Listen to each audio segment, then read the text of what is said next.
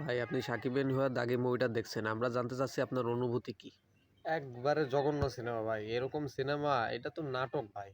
এগুলা চলে না। এগুলা কি বলে এটাকে? মানে মানে এক তার সম্পর্কে কিছু বলেন। ভাই মূলত সে হইলো নাটকের হিরো বুঝছেন? ওগুলা সিনেমায় আসলে ভাই ওরা কিচ্ছু করতে পারবে না জীবনে। বুঝেন নাই?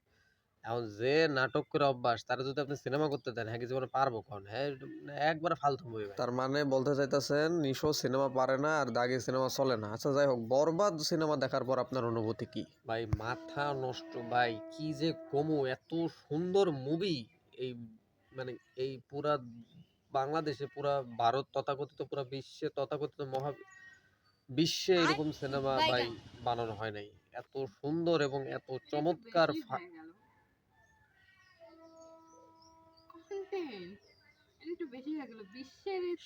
সাংবাদিকের উত্তরটা দিতাছি দিয়াটা লই। তো যাই হোক এইভাবে এত সুন্দর মানের এত চমৎকার মুভি বাংলাদেশে এর আগে তৈরি হয় নাই ভাই। এটা আমি আজ এ সাকিবিয়ান আপা আপনি একটু কথা কম বলেন। অ্যাজ এ সাকিবিয়ান আমি বলবো সবাই বরবাদ মুভি দেখেন এবং আফরান নিশো ফ্যানদের থেকে আপনারা দূরে থাকেন কারণ ভাই আমি ইন্টারভিউ দিব না ভাই। আমি আপনি জানতো ভাই জানেন তো জান জান সরেন সরেন সরেন